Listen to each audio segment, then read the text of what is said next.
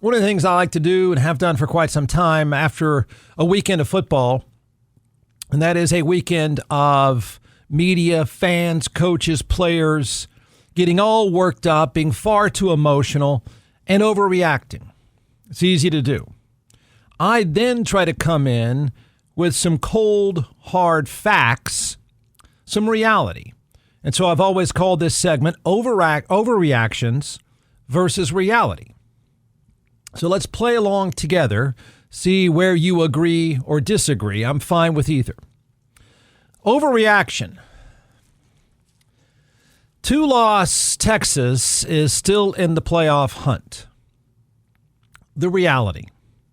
Stop laughing. The reality is, mathematically, yes.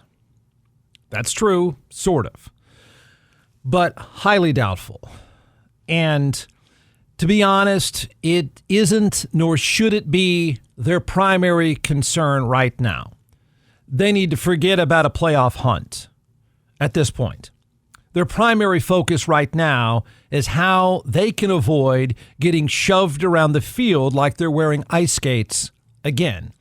In other words, forget playoffs. The issue should be why football is always so simple. It's why I say it to you all the time.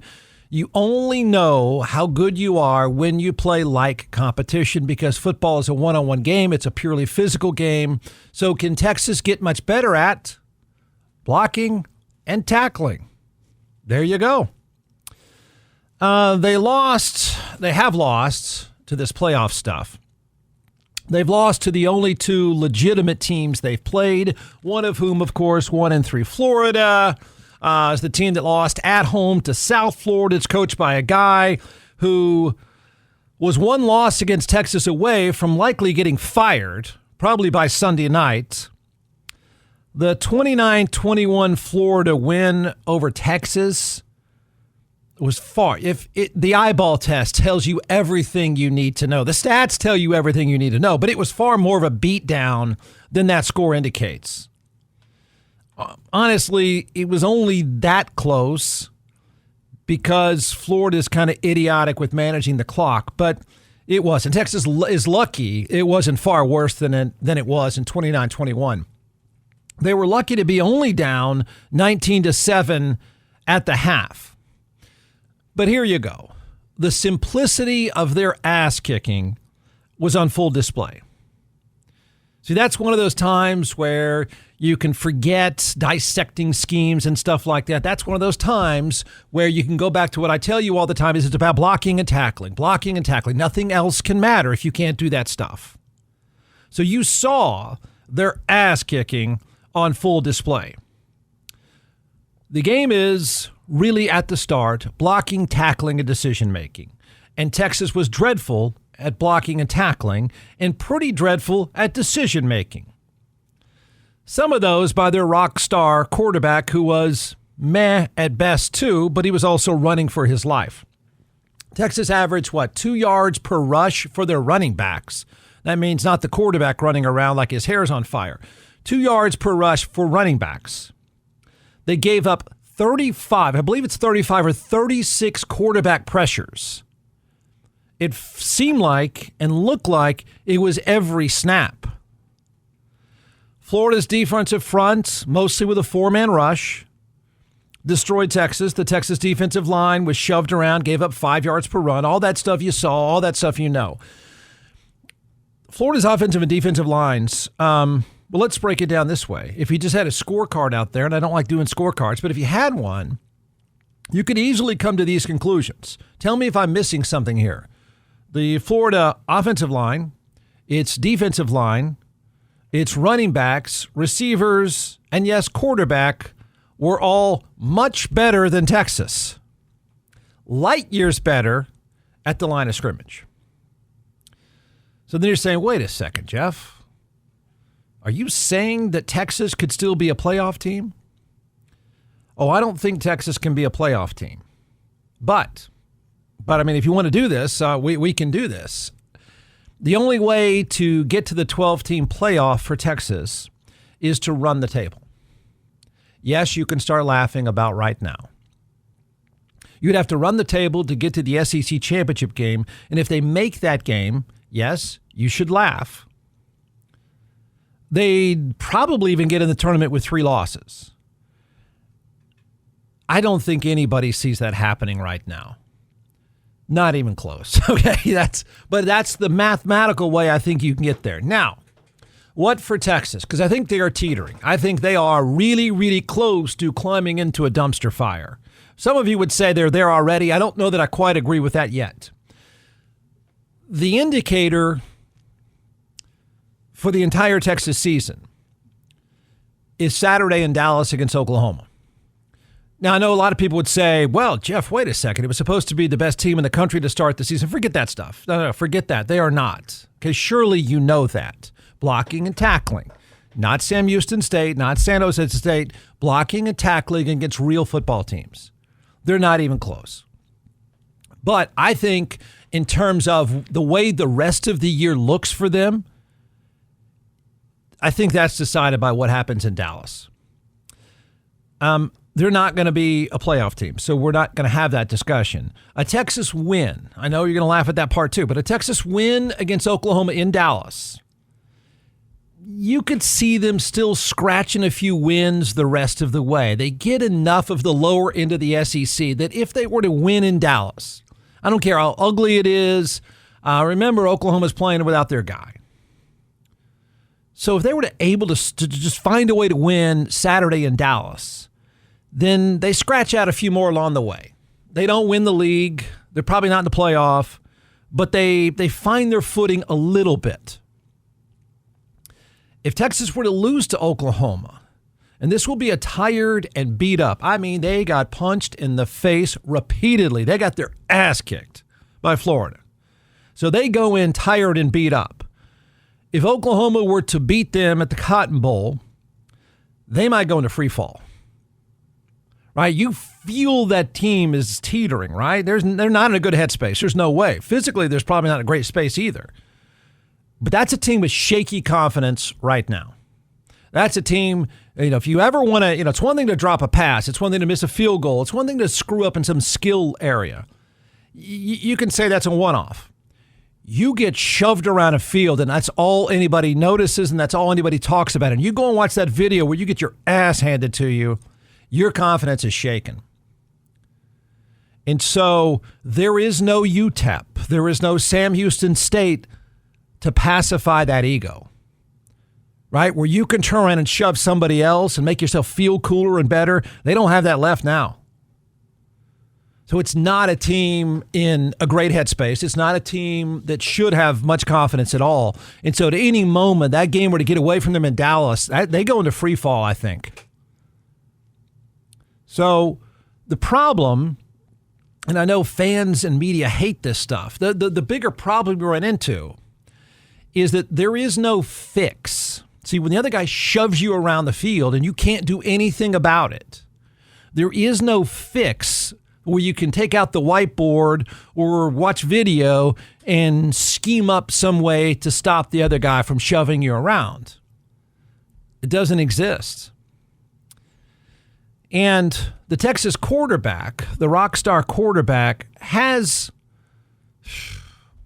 fewer issues, which isn't saying a heck of a lot, fewer issues, but there are still some issues. In fact, the issue, I think, is contained in one moment that tells you a lot about the confidence level of coach, quarterback, and team. They're not in a good place physically. There's no way they can be. They're not in a great headspace. And it was the most basic and cruel way to get your face kicked in a football game. The Oklahoma defense arguably is a better version of the Florida defense. If John Mateer doesn't play, it is a huge gift and break for Texas. I mean, you talk about being lucky. Because if he's on the field and right, he beats them. You know that. But I don't know yet. I think it'd be crazy, sidebar issue, I think it would be crazy for Oklahoma to fast track John Mateer, the guy that was the clubhouse leader for the Heisman Trophy. I think it'd be crazy to roll the dice just to play him against Texas. I think you're gambling with the entire season. I tell you what's a pathetic thing to hear if you're a Texas fan.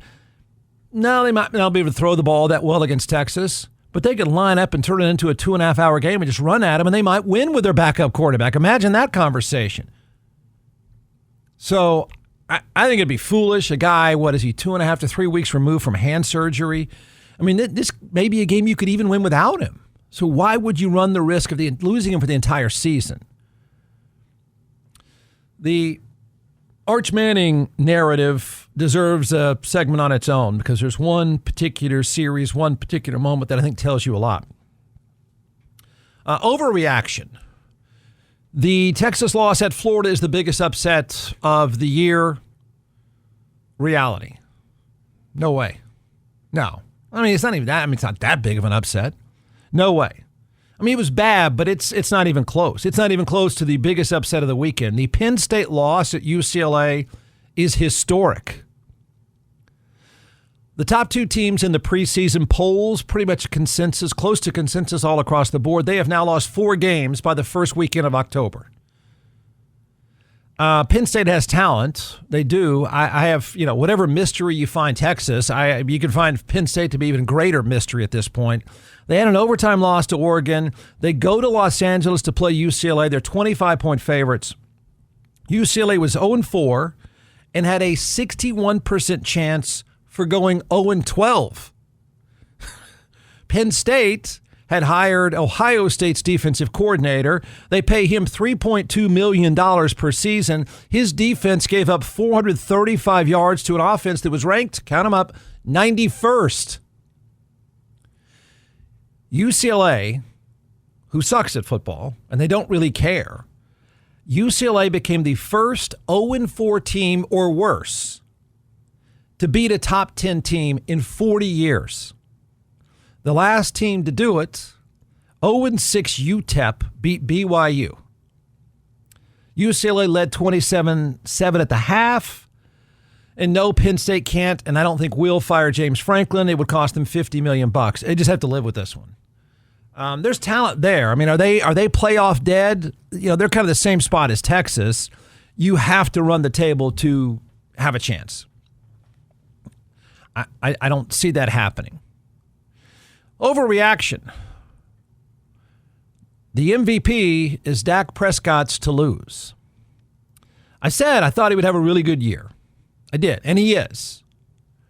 But he's not the MVP. He's mentioned for the MVP when Dallas went on the road against the horrible Jets, the crowd was chanting MVP.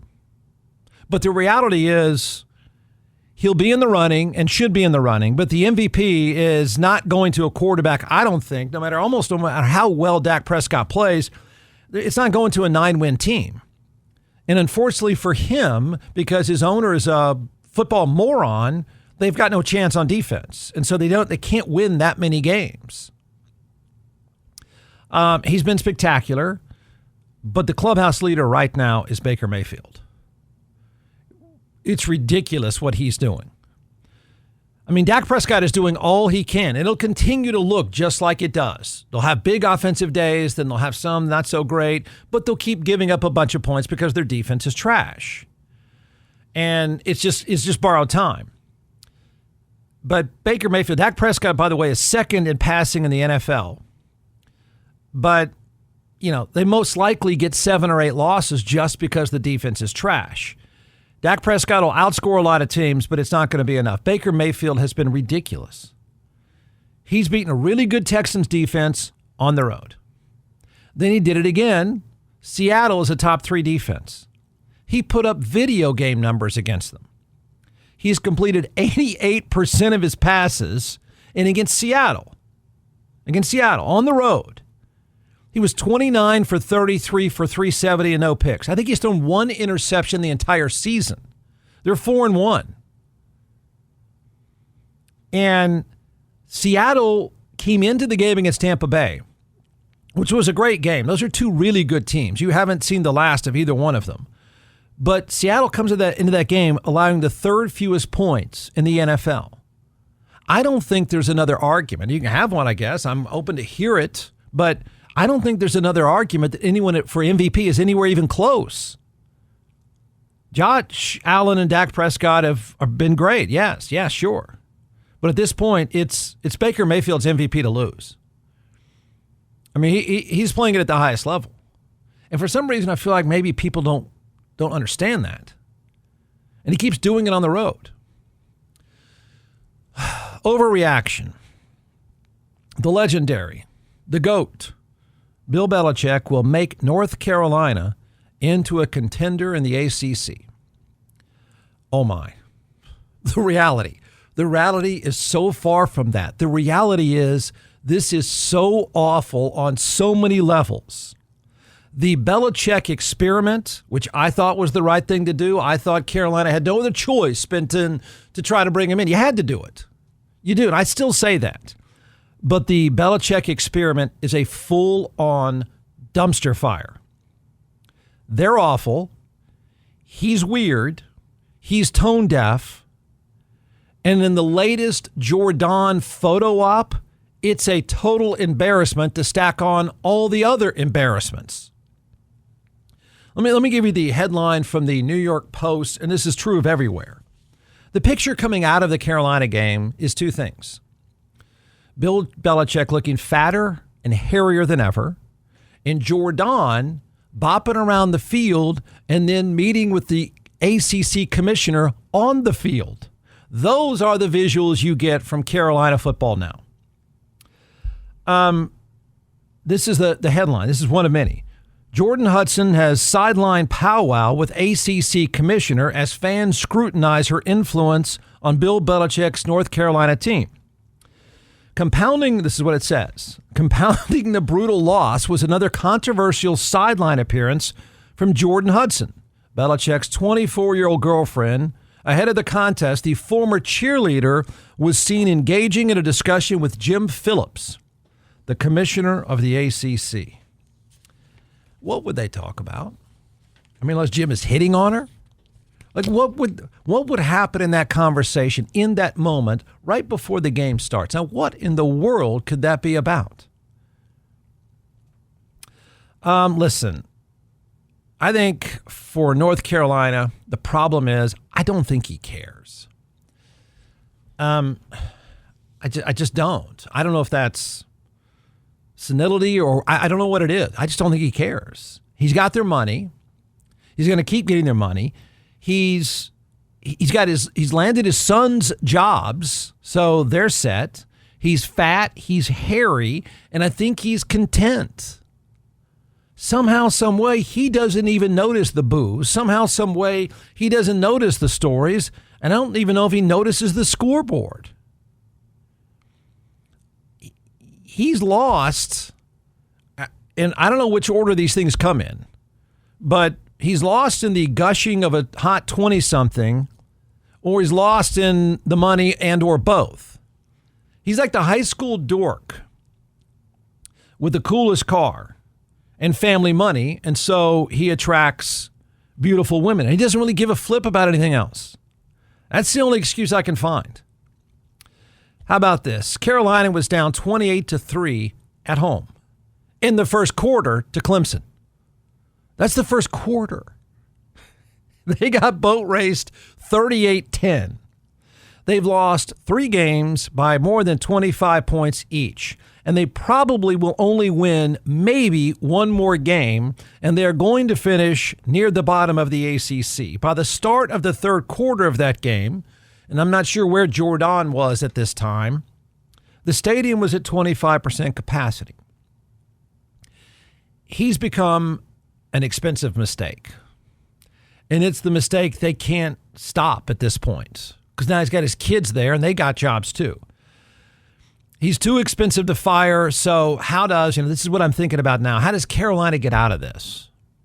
Right? I mean, they don't care enough about football and don't want to spend enough money on football to write him a check to leave and his kids. So how do they get out of this? Right? So the exit plan, what I thought would be the exit plan for everybody was that Bill Belichick would go to the NFL. The NFL is not calling that guy. Not again. It's over. Here's a theory, though, and I don't even know how. You might have to be creative to put this together, but the only way this works for Carolina to get him out of there. And because they need a focused troll. I still think Bill Belichick, the football guy, could do a pretty decent job. But I think he's lost it. I think he doesn't care. I think he's just going through the motions and obviously eating a lot. They need the sleep on the couch Bill Belichick that's a troll, not the let's take couple selfies Belichick. So how can they get that? Like, how could they get that guy back to try to get to the next couple of years? They have to get the bizarre couple to break up, I think. Like, they got to find a way to get them to break up. If they keep losing, she might dump him, but the money is still coming in, right? So I don't know. I don't know that the scoreboard matters. That scoreboard matters to her. I don't know if the crowd matters to her. It may just be the direct deposit. So, and I'm not sure a sex scandal or a cheating story with some frat guys or, one of the players or sons. I mean, I don't even think you'd have a scandal would scare him off to get him to break up with her. He may not care, right? I mean, he may not even care if they set up a scandal or some scandal came, just sort of evolved over time. As long as she feeds him soup and hangs out and gushes over him, he might be cool with it. They have to find a way to get her to leave. They have to find a way to get her to leave. I don't know what to do about that. So maybe the only way out is another old rich guy, you think? A wealthier than Belichick. They have to make the case that he'll cut his pay.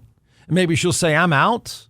Somehow they got to get her out of the picture to get him back to sleep on the couch troll who just does football.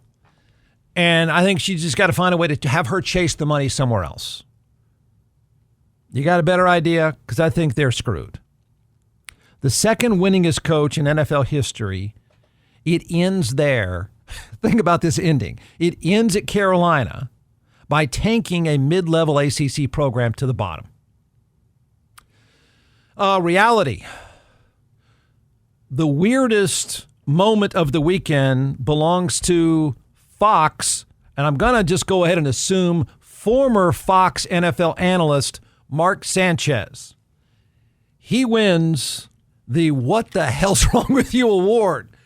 I don't know if you know about that. I don't know how you don't know about this. I want you to follow this night that Mark Sanchez, who is an analyst for Fox, and I think pretty good, to be honest. But, beating up old guys in an alley, it's never going to play well. It's usually not going to let you keep your job. So I want you to follow this. Reportedly, the former NFL quarterback is running sprints in an alley at a hotel, and he beat up a 60-year-old truck driver for parking in the alley at the hotel at 12:30 on Saturday. He says, Mark Sanchez, was so drunk he doesn't remember any of it. Okay, wait, Jeff, what's that again? All right. Sprints at midnight in an alley and you're drunk. Check. Chasing a 69-year-old truck driver and getting pepper sprayed. Check. Getting stabbed after getting pepper sprayed. Also, check. You win, Mr. Sanchez, for the weirdest night ever. What kind of bender is that? Are we sure that's just Cabernet? I don't know how you can sort of muscle. First of all, yeah. Running sprints in an alley behind a hotel drunk. Got it? So, here's the bender that this guy was on. He gets arrested at the hospital after being stabbed by a truck driver, and pictures of the beaten up truck driver, and there's blood everywhere, have been released. So now, because the family and a lawyer are obviously pretty upset about this, Mark Sanchez, who was arrested in the hospital, the charges have now been upgraded to a felony. Listen to Ron Burgundy try to describe this. Former NFL quarterback Mark Sanchez is in stable condition after being stabbed in Indianapolis. The Fox Sports analyst is also facing multiple charges, including battery and public intoxication. Authorities say he got into an altercation with a 69-year-old man. Here's ABC's Rena Roy with what we're learning tonight. Tonight, we're learning new details in what prosecutors are calling a physical altercation that sent Fox Sports analyst and former NFL quarterback Mark Sanchez to an Indianapolis hospital in critical condition. We need a marked car to come down to Maryland, right across from the convention center, and lock down this alleyway. Authorities say the incident unfolded just after midnight Saturday in a downtown alleyway just blocks from Lucas Oil Stadium. Prosecutors allege Sanchez approached a 69-year-old box truck driver and escalated a dispute about the victim's parked vehicle. According to the probable cause affidavit, after Sanchez allegedly shoved the driver believed he was now in physical danger, grabbed his pepper spray, and sprayed Mr. Sanchez in the face. The affidavit says Sanchez again advanced towards the driver, saying the driver thought, "This guy's trying to kill me." So he pulled his knife, and when Mr. Sanchez came at him, ultimately striking him multiple times. Police say when a detective tried to get a statement from Sanchez at the hospital, Mr. Sanchez said he did not know who did this to him or where it happened. Sanchez is now facing multiple criminal charges, including battery resulting in injury, public intoxication, and unlawful entry of a motor vehicle. The Marion County prosecutor saying this incident should never have happened, and as with any case, will follow the facts and the law wherever they lead. The incident addressed today during Fox NFL Sunday. Friday night in Indianapolis, one of our team members, Mark Sanchez, was involved in an incident that, to be honest, we're all still trying to wrap our heads around. At this time, our thoughts and prayers are with Mark, his family, and all those involved. Okay, well, thanks, Ron Burgundies. Well, that clears it up. Did I tell you that the charges have now been upgraded to a felony? I mean, I don't know. I think most of us try to go through life without being pepper sprayed. So those of you that have been pepper sprayed, is that something you really typically power through? Right? Hey, let me ask you something else. I like to run a lot. And do you ever run sprints at midnight drunk? Who does that? And who gets mad enough in an alley to beat up the old guy who's delivering in a box truck? Again, I don't know what the drug tests say, but that seems a little bit more than maybe a few too many margaritas or a Cabernet. Here's the story. Fox commentator Mark Sanchez arrested Saturday. He allegedly started a fight with a food delivery man, an altercation that led to the ex-Jets quarterback being stabbed and rushed to the hospital in critical condition. He was arrested while in the hospital Saturday afternoon. Here's a reporter from Indianapolis. Sanchez allegedly attacked a food delivery man after he told the driver he couldn't park in the alley and he needs to leave. The driver told cops that Sanchez began to follow and threaten him. He said Sanchez then attacked him and he fought back using pepper spray. It didn't stop Sanchez. So he used a knife to defend himself. The driver was taken to a local hospital with significant injuries to his face. Yeah, the family's not taking long to release those photos. So someone's going to pay. Mark Sanchez was in town to do the Colts-Raiders game, which turned out to be terrible, Sunday for Fox. So, look, Tom Brady sucks at broadcasting, but at least he's not chasing people down and punching them in the face in an alley. You win, Mark. The weirdest behavior of the weekend. Hey, here's a recommendation backed up by my own experience, a great experience. And that is, I've been a client of DJC Law, and I can tell you this. You're going to get three things with DJC Law. You'll notice it right away. The difference is you will get peace of mind. They will take care of every single detail perfectly, and you will get the result you deserve. If you're injured by the negligence of someone else, fighting with an insurance company for any reason, trust me when I tell you, you will need DJC Law. Dan Christensen and his team of attorneys have a remarkable track record. I've known Dan a long time. He's a military vet. He's board certified in civil trial law, and I've been a client. So you can trust them. You will get the result you deserve. Check out teamjustice.com, and you'll see thousands of five-star reviews. The bottom line is, if you're in an accident, you need DJC Law. Contact them right away. 512-888-9999.